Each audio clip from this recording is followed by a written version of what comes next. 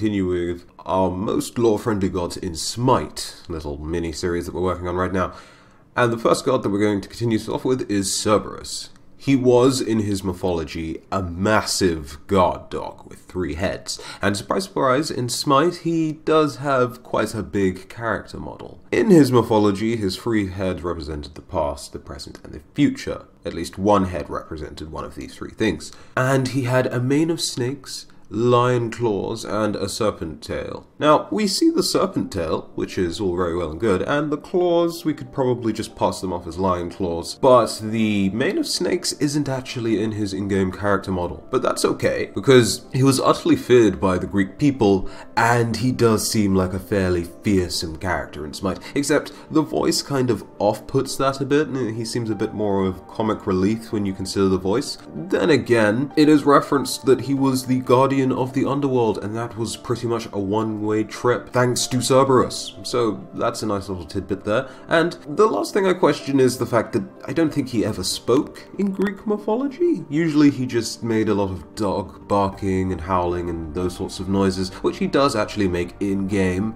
So I suppose they really didn't have a choice, because giving us another voice pack like Donkey Kong, Raijin, or Jurassic Camazots, where they just make non-human noises, a bit disturbing, not what you want to hear every game. So I guess it balances out. Now we're moving on to Apuash. He was the master of death and fear, and I suppose Hyros went for another comic relief approach. The reference to this are there, they just seem a bit goofy on Apuash.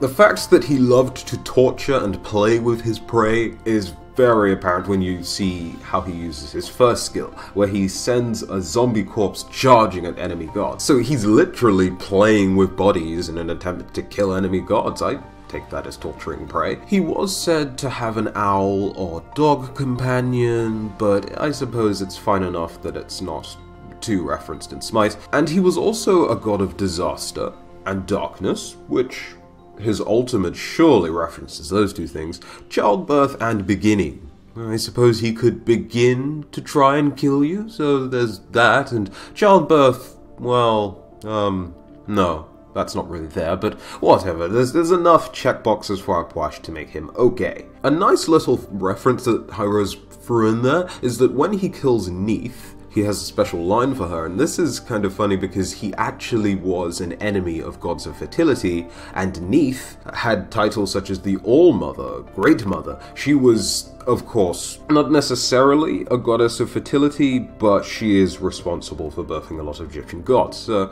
I like that reference there. Also, his mask is very lore accurate, and a last thing that isn't necessarily lore accurate, but it's kind of nice. On his lost screen, he has a little Jim Carrey reference, which is kind of nice as well. So Apuash, nice job, Hyros.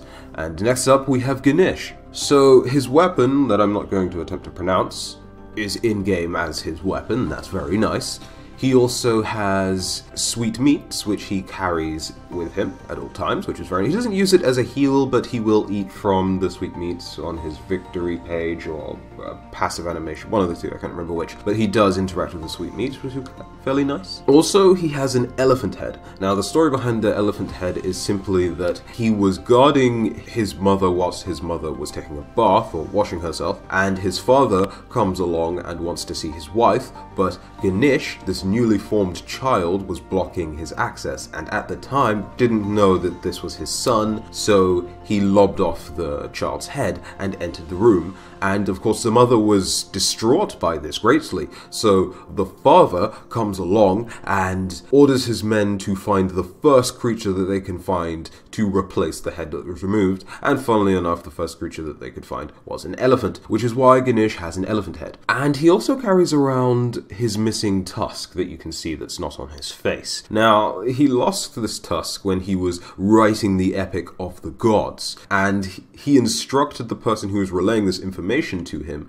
not to stop saying what they were saying about the Epic of the Gods, or he would just stop writing and stop recording it. And because this was his own condition, he pulled off his mighty tusk from his face when he ran out of ink to record the Epic with, so that the person would stop. So he's a pretty hardcore elephant. Ganesh also might have lost his tusk whilst his parents were partaking in some friendly activities with each other, and Ganesh was guarding their palace, but the whole I had to pull up my tusks so that I wouldn't run out of ink and could continue recording this Epic of the Gods sounds a bit more hardcore to me, so we're going to go with that. He's very humble, which is reflected throughout his passive. Of course, he does have the obligatory "I'm the greatest" line thrown in there, but that doesn't really reflect his personality. He's an exact opposite of boastful and arrogant, so there you go. Now, next up, we have Hercules. So his passive and third skill to me represent, his heroism, and he was apparently responsible for helping to end Titan conflict. During the 12 Trials of Hercules, to clear out one of the barns or stables that he was tasked to clean out very quickly, and these barns were covered from head to toe, top to bottom, in just utter muck and disgustingness from all of the animals, he went to a nearby river and rearranged the earth so that the waters from the river would flow into the stables, clear them out very nicely and quickly. So of course this must have taken a great deal of strength, but also why we have skills like his 2 and ultimate. But he also has a couple of voice lines, as well as his victory and loss screen. When this is over, you will regret everything.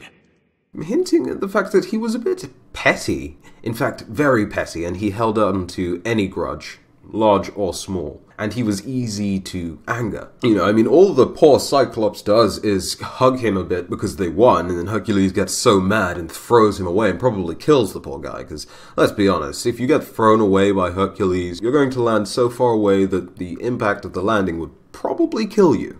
Kind of like in anime where characters fly off and they fly off into the sky and you're assuming that when they land they will die. If they were in the real world, this world, they would be dead. Like jumping out of a plane without a parachute kind of dead. But yeah, there you go. Speaking of that, Hercules actually accidentally killed his entire family once. So I suppose you could also say that could be a minor reference to that, depending on how you want to look at it and if you think about it that hard, but we're just going to move on. So next up we have Erlong Shen. Where do we begin with Erlong Shen? Well, his passive, his howling celestial dog, helped him to subdue evil spirits, and rarely left his side. It even helped him to subdue Sun Wukong during their battle, so suffice it to say these two were good pals. And every time the dog attacks, it's because of Erlong Shen's attacks. That's a close bond right there. And of course you've got the 3-pronged spear, which he was known to use. During his battle with Sun Wukong, he was said to match Sun Wukong's ability to transform into various different animals, so there's that. And of course his appearance is quite befitting of his status. They even have the third eye in there, which is a special skill that Erlong Shen was able to unlock because of how awesome he was.